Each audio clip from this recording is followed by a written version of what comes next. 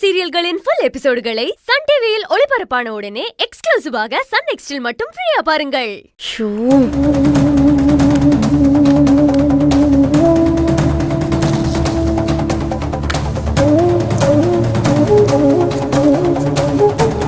முருகா, இது என்ன சோதனை? 2 நிமிஷம் கூட என் சந்தோஷம் நிலைக்க விடாம பண்ணிட்டியே. எந்த ஒரு பரிகாரமும் இல்லைன்னு ஜோசியர் சொல்லணும். அப்படி சொல்லல அப்புறம் நான் உன்கிட்ட பேசவே மாட்டேன். பாத்துக்கோ, அம்பிட்டு தான் சொல்லுவேன்.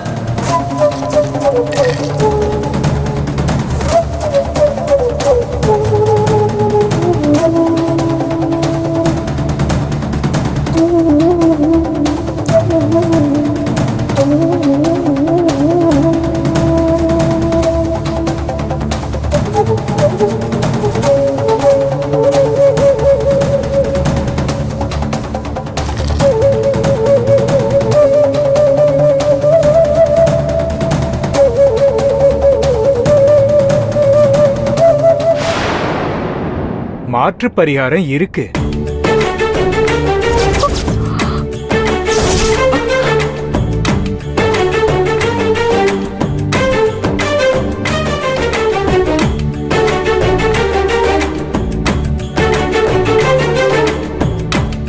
நீங்க சொல்றத நம்ப முடியலையே. அது எப்படி மாத்து பரிகாரம் இருக்கும்? உடம்பு சரியில்லைன்னா டாக்டர் மருந்து கொடுக்கறாரு. அந்த மருந்தை நம்ம நம்பிதானே சாப்பிடுறோம். உடம்பு சரியாகுது.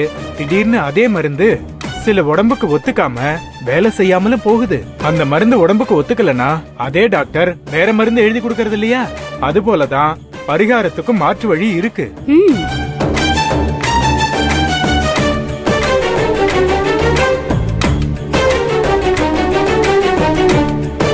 ஜோசியரே, நீங்க சொன்ன இந்த வார்த்தையை கேட்கும் போதுதான் போன சந்தோஷமே திரும்ப வந்த மாதிரி இருக்கு. என்ன மாற்று பரிகாரம்? அதை எப்ப செய்யணும்னு சொல்லுங்க. அதை எந்த தடையும் இல்லாம செஞ்சு முடிச்சிடலாம்.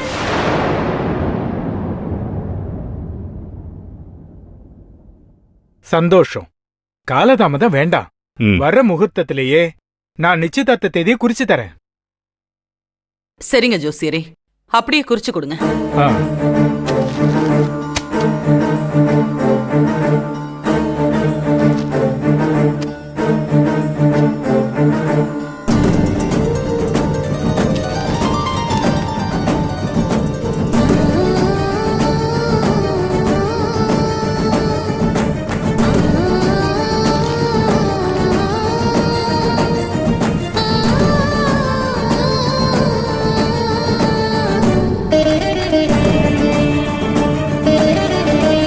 அம்மா, இதுல 2-3 தேதியை குறிச்சு கொடுத்திருக்கேன்.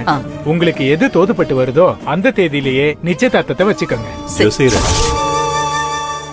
அப்படியே பரிகாரம் என்னன்னு சொன்னீங்கன்னா அதையும் செஞ்சிடலாம். சொல்றேங்க சார்.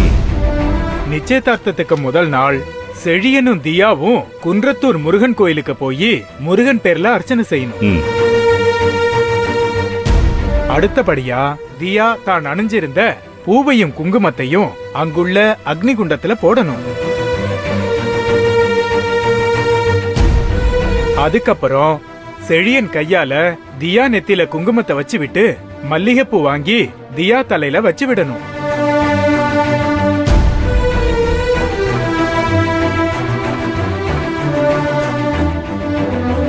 இவங்க 2 பேரும் சேர்ந்து முருகன் கிட்ட எங்களுக்கு இருக்கிற திருமண தடை நீங்கணும், எங்களுக்கு கல்யாணம் நல்லபடியா நடக்கணும், நாங்க நல்ல தம்பதிகளா வாழ்க்கையில எந்த பிரச்சனையும் இல்லாம வாழணும், அதுக்கு நீங்க தான் ஆசி கொடுக்கணும் முருகான்னு மனமுருகி வேண்டணும்.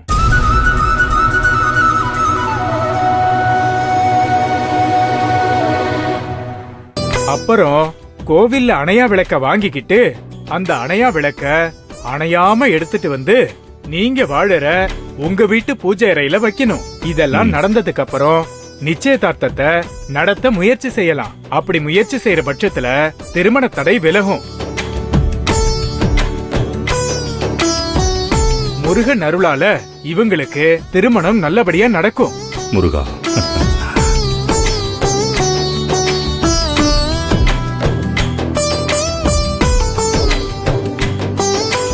நீங்க சொன்ன மாதிரியே இந்த வேண்டுதலை சிறப்பா செஞ்சு முடிக்க நாங்க ஏற்பாடு செய்யறோம். ரொம்ப நல்லதுமா. நான் உங்ககிட்ட இருந்து உத்தரவு வாங்கிக்கிறேன். ம். இது எல்லாமே நல்ல நேரத்துல நடக்கணும். அது ரொம்ப முக்கியம். நிச்சயத்துக்கு நான் நாள் குறிச்சு கொடுத்ததுலயே பரிகாரத்துக்குரிய நேரத்தையும் நான் குறிச்சு கொடுத்திருக்கேன். அந்த நேரத்திலேயே பண்ணி முடிச்சிடுங்க. சரிங்க ஜோசியரே, அப்படியே பண்ணிடலாம்.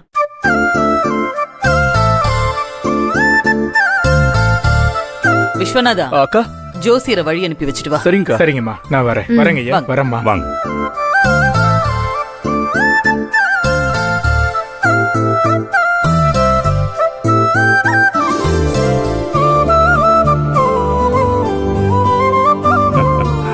ஐஸ்வர்யா, ஜோசியர் சொன்னதை கேட்டதும் என் மனசுல இருக்கிற மொத்த பாரத்தையும் முழுசா இறக்கி வச்ச மாதிரி இருக்கு. எனக்கும் அப்படிதான் இருக்கு ஆதி. எங்க ஜோசியர் இவங்க 2 பேருக்கும் திருமணம் செய்யக்கூடாதுன்னு மறுபடியும் சொல்லிருவாரோன்னு நான் ரொம்ப பயந்து போயிட்டேன். இப்பதான் நானும் கொஞ்சம் நிம்மதியா இருக்கேன்.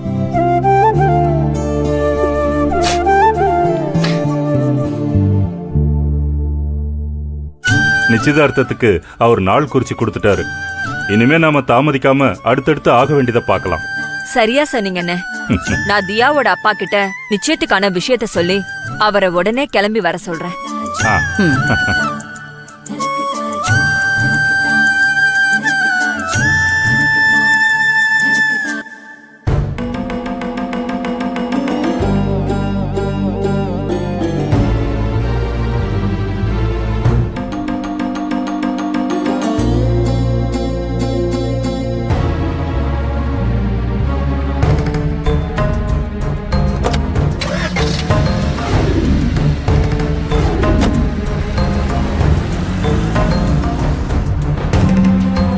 ஐயா, நான் கேட்குறேன்னு தப்பாக நினைக்காதீங்க. நீ என்ன கேட்க போறேன்னு எனக்கு தெரியும், கேளு. 21 விளக்கு நல்ல நேரத்தில் ஏற்றி அதை முடிக்காமல் அபசகுணமாக அந்த பொண்ணு ராவு காலத்தில் விளக்கேற்றிருக்காங்க. அப்படி இருக்கும்போது அந்த குடும்பத்தில் விளக்கேற்றுறதுக்கு அந்த பொண்ணுக்கு என்னங்கய்யா தகுதி இருக்குது? ஜாதக ரீதியான ஐதீகப்படி இது கல்யாணத்துக்கான மிகப்பெரிய தடை. இந்த தடைக்கு மாற்று பரிகாரமே இல்லை. அப்படி இருக்கும்போது நீங்கள் எதுக்காக மாற்று பரிகாரம் இருக்குது இதை செய்யின்னு சொன்னீங்கன்னு எனக்கு ஒரே குழப்பமாக இருக்குங்க ஐயா. நான் இதுக்கு மாற்று பரிகாரம் இல்லைன்னு சொன்னாலும் ஆ. அவங்க அதை நம்பாம நம்மள மாதிரி வேற ஜோசியரை பார்த்து மாற்று பரிகாரம் இருக்கான்னு கேட்க தான் செய்வாங்க. ஓ, பணத்துக்காக அவனும் ஏதாவது பரிகாரத்தை சொல்லி காசு பறிக்கத்தான் செய்வான். ஆ, அவங்க எங்கேயும் போய் காலத்தையும் நேரத்தையும் பணத்தையும் வீணாக்க வேண்டான்னு தான் நான் அந்த பரிகாரத்தை ஓ, சொன்னேன். பணக்காரங்க எப்பவுமே தம் பிடிவாதத்தை விட்டு கொடுக்க மாட்டாங்க. ஆ, அவங்க எண்ணத்தை மாத்தியும் வாழ மாட்டாங்க. ஆ. அந்த பொண்ணத்தான் தம் மகனுக்கு கல்யாணம் செஞ்சு வைக்கணும்னு ஆதிசங்கரி மேடம் ரொம்ப உறுதியா இருக்காங்க.